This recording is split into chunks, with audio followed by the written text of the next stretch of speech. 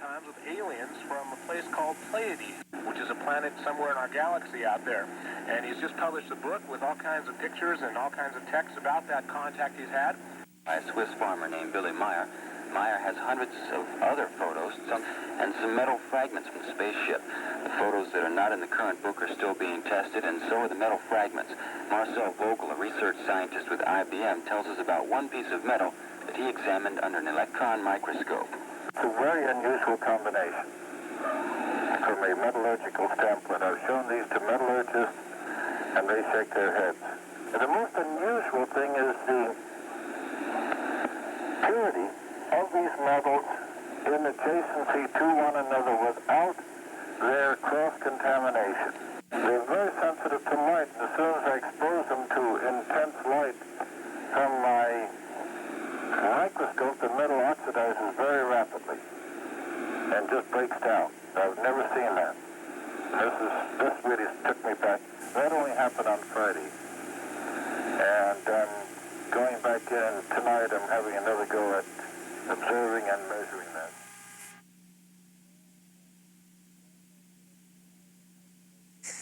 that. Okay, Dr. Vogel, could you tell us about your background briefly? Good. I'm a senior scientist with IBM in the General Products Division laboratories at Monterey and Cottle Road. My work has been from earliest childhood in the study of the conversion of energy inside of crystals. I started at the age of 7 on the exploration of bioluminescence, of firefly, the light of the firefly, and by 11 I was synthesizing the chemical that made the firefly glow, the 3-amino-thallus 1,4-dione. It's a chemical analog to that which is in the firefly, and from that point on I've focused my life on the study of luminescence, the conversion of energy in crystals.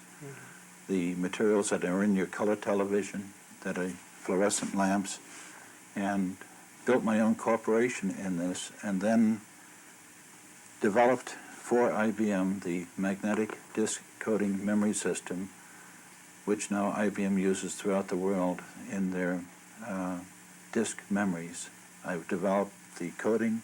We hold the basic patents for this material, and I've been into the field of material science all of my life. For the past 20 years, since 1960, I've developed a skill in optical microscopy because I wanted to study liquid crystal systems.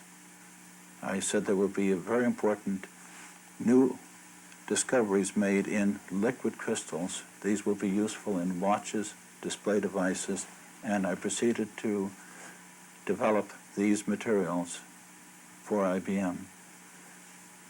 With that, I have put together probably the most complete optical microscopic gear, about almost $250,000 in optical microscopes. And this brings us to the present point where I was contacted in April by Mr. Jim Delatosa, and they told me about this unusual sighting in Switzerland by Mr. Myers. I've had a rather negative feeling towards UFOs because I said, unless I have something physical that I can get my hands on, just reported sightings and things like that have no interest to me. And from a human interest standpoint, I said, fine, I'll see what I can do to investigate these specimens that were left by these contacts. And so Mr. Delatosa contacted Mr. Stevens, and he wrote to me the letter and sent me 3 specimens. And did you analyze all? Yes, I did. If you want now, I can show you some of the results that we got with the first specimen that was given to us. It is silvery, as you can see, in color. It looks like it has been melted. This is the raw specimen which was mounted in plastic, lapped and polished in Switzerland. And now you can see this metal in its pristine state.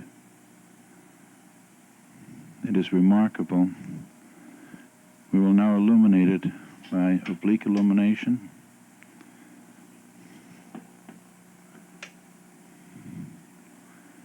It has many facets of color to it. Taking out the analyzer to bring out some more of the metallic sheen and luster to it. As one goes to higher magnifications on this specimen, one will see other fascinating details. This type of research takes many hours to fully exemplify. We'll look at the backside of this specimen now. This is the backside of the specimen, and under cross-field polarized light, one does see these white crystalline birefringent deposits.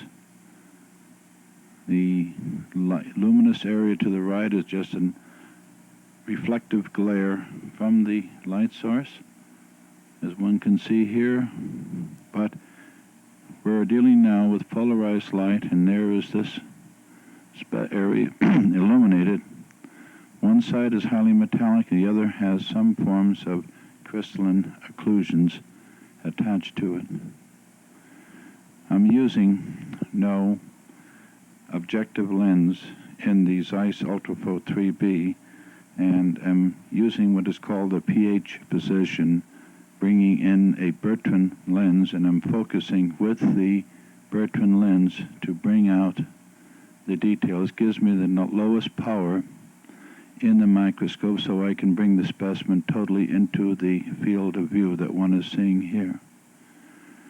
It's a very small but highly convoluted specimen, so it takes many forms of light. The cesium iodide, 2 incandescent bulbs on the left and the right-hand side. Now we'll move to a higher level of magnification of this and see what we will find. We're looking at this specimen now with Nomarsky interference contrast. The objective is a 8x pole, so we're between 80 and 120 diameters magnification. Under interference contrast, one sees now a vein of highly birefringent material running through the specimen we did not see before. What I'm pointing out is that to see the details in this specimen requires an extensive use of all the tools of microscopy. Now we can see banded structures in the center of the field, like fold lines as one would encounter in lava-like flows.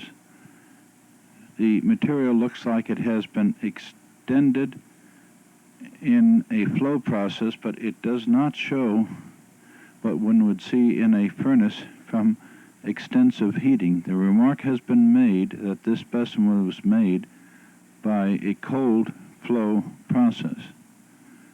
And this seems to be the case here, because one finds areas of structure which are highly birefringent, as one sees in here, very distinct lines. Here is a complete pattern of material flowing in and precisely stopping. Here one can see a better detailing of this.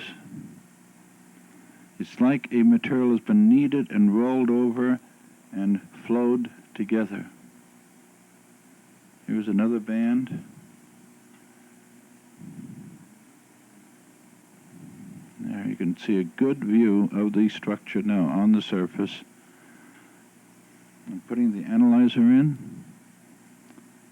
rotating it. We'll go now from the quartz iodide lamp that we're using here, 100 watt to a 250 watt cesium iodide. Much more detail is evident, and one gets better penetration of the light into the sample. Coming back, we're conscious of it, but now we can clearly see it. examine this specimen later on with infrared and ultraviolet microscopy to look for further detailing. This is pure exploration, because one does not know what one is dealing with at this time. We'll go to one more level of magnification. We'll go to a higher magnification in this particular area and see what we will see. Here is the same area now at 160 diameters, and one can clearly see distinct areas between in the specimen. If one were to use gross examination of the specimen, one would lose the significance of these discrete areas. In the analysis we will do now, we will take each one of these areas and examine them in detail. Go to a higher level light source. Suddenly these things come out in sparkling detail. Reducing the field diaphragm. Adjusting the aperture diaphragm. There's the edge of the diaphragm. Quite difficult in. Here we are. We'll move around a bit. And little tiny crystallites. These banding are fascinating. Here it is here. Here we are. What I'm trying to visualize is how this thing is put together. There are discrete bands of material you saw in the lower part, and they look like they've been manipulated instead of made by nature. With this now, we will conclude with this specimen. We're now looking at a silvery metal specimen number 5 in the 4th stage of development that is used according to the document that was given to me in the preparation of the metal for a spacecraft. We're looking at the object now, which has been mounted and polished under cross-field polarized light using a 250-watt cesium iodide light source. There is birefringent areas in the middle of the picture, and as we rotate the analyzer, we'll see the specimen of the metal appear here. It is rather complete in the sense that there are no precise differences in grain boundaries. There are occlusions in the material which are quite birefringent, especially around the edge of the metal. As one rotates the analyzer now, one can see these strongly birefringent areas.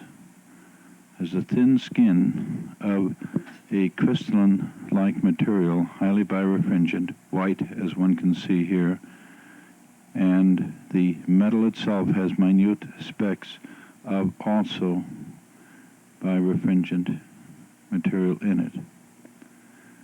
These must now be analyzed by the scanning electron microscope. We're dealing with a rather low magnification.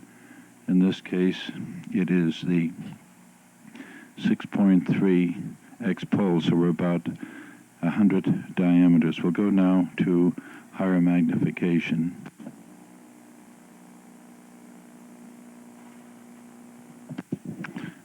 We're now at 1,600 diameter magnification, and now a whole new world appears in this specimen under polarized light, cross field. There are structures within structures that one sees, very, very unusual, and which now bear investigation. At lower magnifications and without oil, one just sees a metallic surface. Now one sees a structure which is composed of various type of interlacing areas. By the use of television, we can get a isodensitric value showing these areas, and as I rotate the analyzer, we overload the Vidicon to see these areas. Now we're coming in again. Look at the center of the screen and you will see these areas start to evolve. Here they are now by use of the Vidicon tube. Here they are being brought out. These are structures within structures. This is very exciting, very interesting, and bears looking into. This is the polished specimen.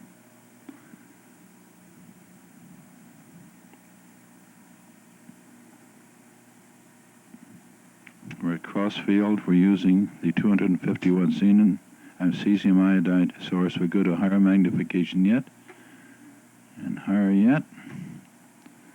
We're now at over 2,500, and one can see these birefringent structures. Very exciting, and we must go now to the scanning electron microscope. This is very unusual for a metal to have these birefringent areas. A metal normally will not exhibit this. The birefringent areas are the white portions and the deep bluish areas that we're seeing on the color screen. I'll expand this.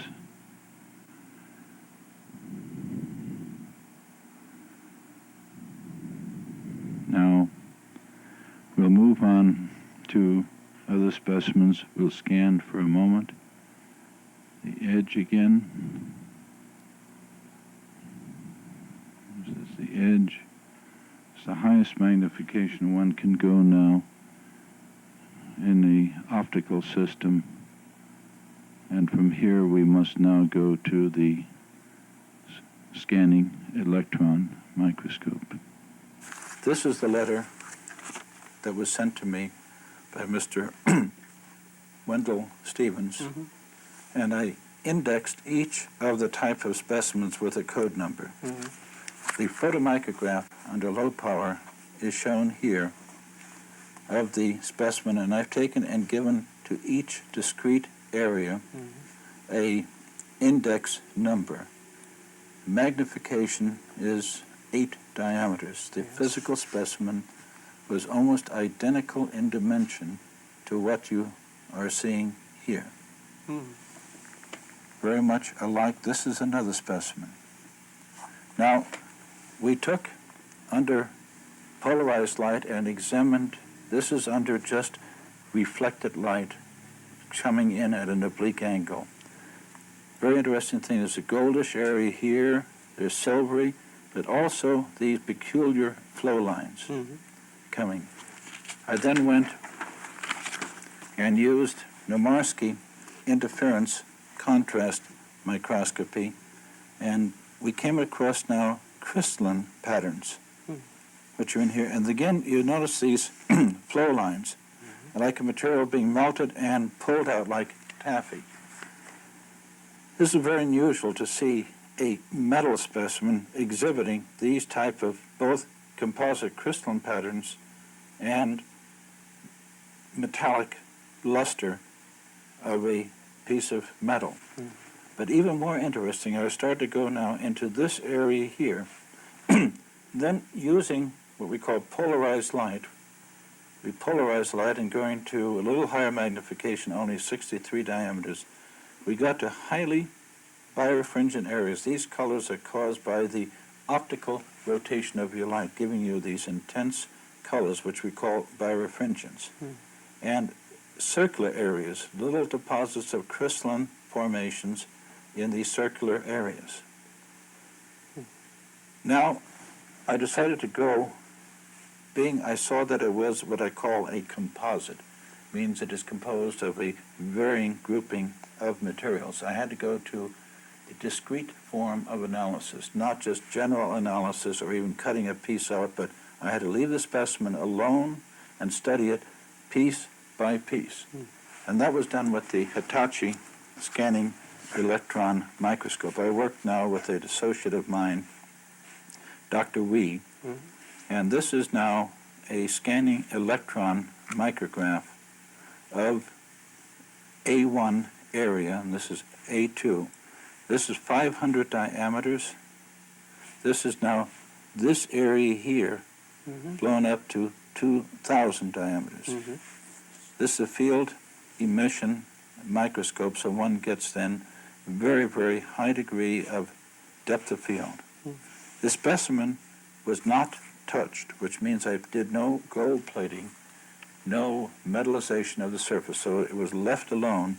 And what excited me was the tremendous ability to get a depth of field in the specimen without ion burning. In other words, the electron beam did not accumulate. These surfaces acted as conductors here and gave us then a very sharp, clear delineation of the picture. Normally you have to take and cover this with gold, to get a sharp picture. This specimen is called number 4, same metal as the sample that turned to powder, dark third process. The silver is the 4th process and the gold silver is the 5th. The preliminary identification of this is copper, nickel, and silver. Silver solder, which is used for many forms of welding, is a combination of silver and nickel. Now the specimen that I'm talking about is right here, and this is the specimen that we're talking about right here. The other lines that one see are the fracture lines from the embedment material and the cracking that took place. We'll go into polarizing the light. And now one gets a lot of the glare away, and one can see this specimen is dark, but there are, again, I call your attention to these lines, these vertical lines. Now we're going to look into that center part, that whitish area, and this line will increase the magnification and see. We're now viewing at Nomarski interference contrast at around 50 diameters. We see these highly birefringent lines, flow process, and again, a series of vertical lines. We'll go to now polarized light and see what further detail. Here's some other areas. This is the boundary of this small particle. To give you an idea of dimension, we'll put a scale in to appreciate the dimension of this sample. These two lines here represent 1 millimeter, 1,000th, 1 millionth of a meter. And as one takes this away, one sees the specimen below. It's not very big. Again, these whitish areas around the specimen, showing that there was an interaction taking place between the plastic and the material. We'll go now to a higher magnification and polarized light. We're now looking at the specimen at 63x with a pole objective. The analyzer is out. One can see a small speck of the material. It's blackish in color, and because of the light now we polarize the light. There's extinction position, and one can see there is a structure as I rotate the analyzer slightly. It's tied in there. We'll move in different areas. Here's the edge. Here's a reaction from the edge of the specimen forming highly birefringent material. Again, these spots, which we see before, here is a complete distinct area. Pull the analyzer around. We're in the metal.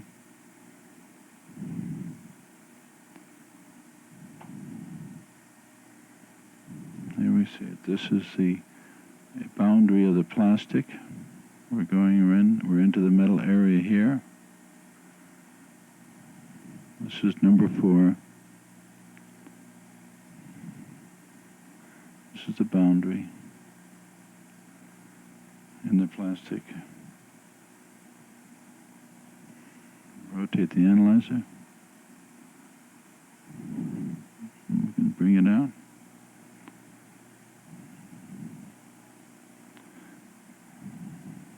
Here we are.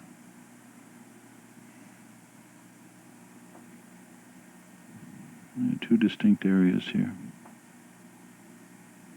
These are the marks in the center of the picture again for Vickers hardness measurements.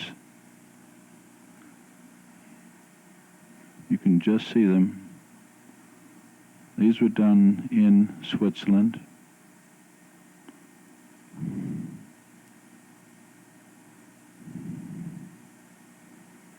This will be reported on separately. In this crystalline area, the predominant element was silicon, which is this band here, and iron, and there was a secondary band of sulfur, which is right here. These were very, very intense bands, and we did not attempt to go through the analysis of all the other particular lines that were present. We just took the 3 main ones and we stopped there. We moved to another section, and I will come back here to this area. And now we were going into this plane right in this region, and we found evidence of what looks like mechanical manipulation. One sees now discrete marks in a diagonal form in this direction and marks in this direction. But what is exciting, it looks like it's been plowed. In other words, a pressure, and there is a scarfing on either side. And you see the regular spacings of these. And I was just working a space group out here, and they're very regular. We did an analysis of this area here. Now we're at 500 diameters. The elements that we found were totally surprising. The major element, which is shown here, was the rare earth metal thulmium, Thulium.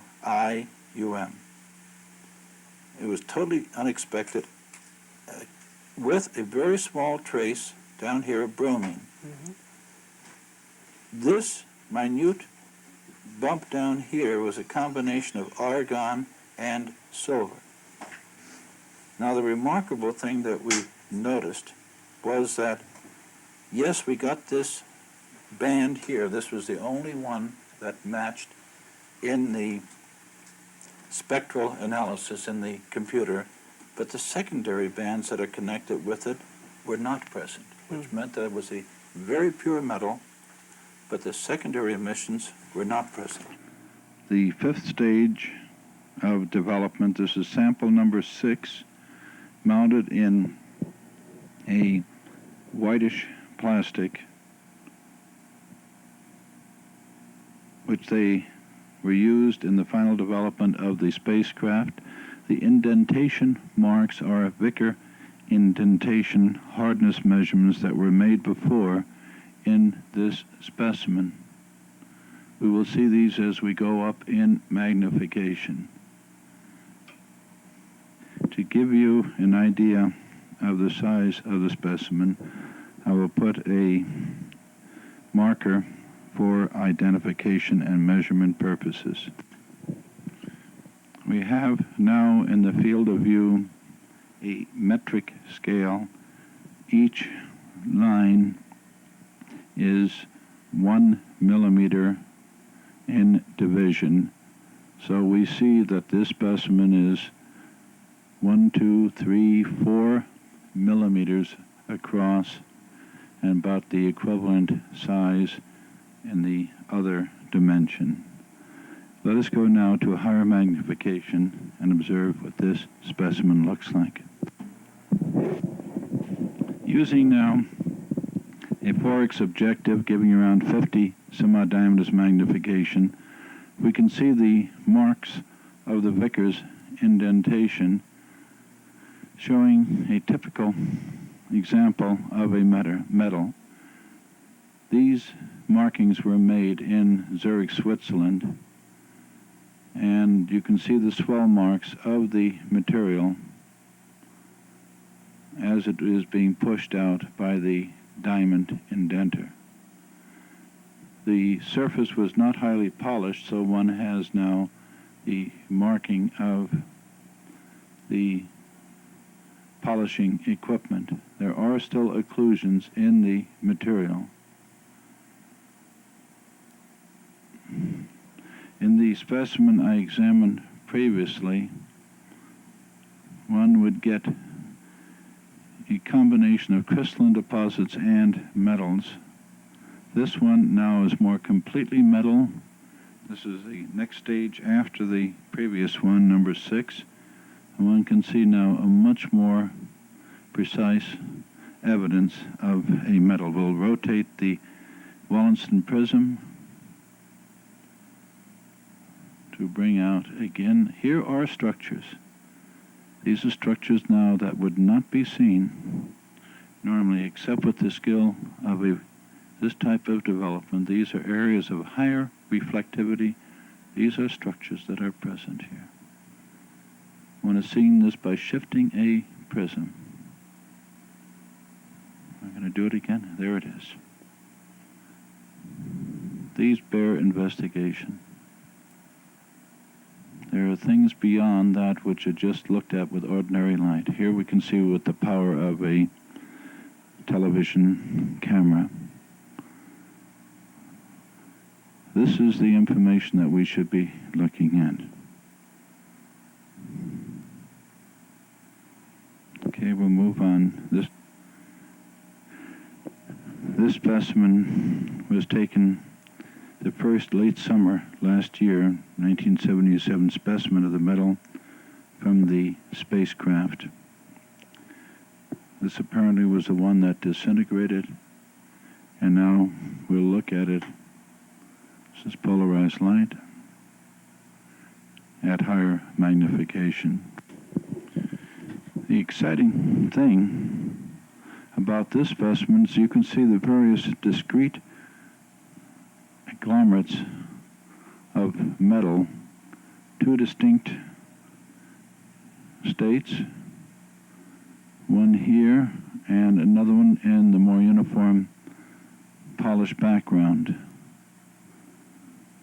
These materials yet are not fused together, and one can see them even more critically by rotating the Nomarsky Wallenstein prism. Here's the edge of the specimen where it is molded in. One sees 2 distinct materials. Now we will go to polarized light to see if these materials are birefringent. Now under polarized light, one sees the distinct birefringent bits of material that are present against a matrix which is non-birefringent. I'll remove the analyzer. One can see this, And when one brings the analyzer in, one can see this, and has the polars crossed, one gets a birefringent area. One can be totally misled if one did an analysis of this in a gross way. One has to analyze now each of these areas. We see here the distinct birefringent areas with the polars crossed. Now I'll pull the analyzer out. One can see them, but much more distinctly that there is a birefringent area. This is number 1 sample, and as we go from 1, 4, 5, and 6, one sees a progression of diffusion of this birefringent material into the non-birefringent area. We must now analyze this material in this number 1 sample and move in the step-by-step evolution of this material into the final form that they have. It is very interesting to follow this, and one has to work now at this microscopic level. We are here now at about 160 diameters. These particles are very small, and one must deal with this on a microscopic basis. This is the end of the section now on the metals and metal samples that were given to me for examination. I was going to share these results with one of the people from NASA, Ames Research Center, a Dr. Richard F. Haynes. Mm-hmm. I put the specimen away in this plastic envelope, which I have here, and when I took the envelope out of my pocket and went to share it with him, the specimen was no longer present. It had disappeared. I retraced my steps, checked with Dr. Wee, my wife, everything. I had 2 of the specimens fitted together this way. There were 3 of them all together in my pocket. And at this time, I no longer had any additional this specimen. Before we go to the another specimen, what is your opinion about the disappeared metal or materials, whatever it is? Is it normal? Normally, is it exist on the Earth, on our world, or? I've had this happen before to me, and when I've worked with crystals like this. Yes. I'd work with a crystal, study it, as I have over the last 10 years, and suddenly the next day I won't go to reach for it and it will be gone. It will have disappeared. And I first accused myself of being negligent and not paying attention. And finally I just put it aside. I said, if it happens, it happens. I won't let it bother me. I don't know how to explain it. I have no way of giving any rational explanation. And at this moment, I must categorize it as a mystery. I see. And what is your result of of this here? Of this material? Right now, yes. I could not explain the type of material that I have and its discreteness by any known combination of materials. I could not put it together myself as a scientist. To get a combination of thorium, silver, and silicon in discrete areas. Yes, if I were to melt it together, I would see the evidence of all of it. But their discreteness is what intrigues me. Do you understand what I'm saying? Because you see, if I were to take these combinations and put it into a furnace, melt it, then pour it out and pull a little ingot, I would see all of these elements present there in any one area. But I don't. I see this discrete bits of material. Now, it can only happen by some form of a cold fusion process where you have the elements present and you fuse them together so they still maintain their identity, but they interpenetrate into one another.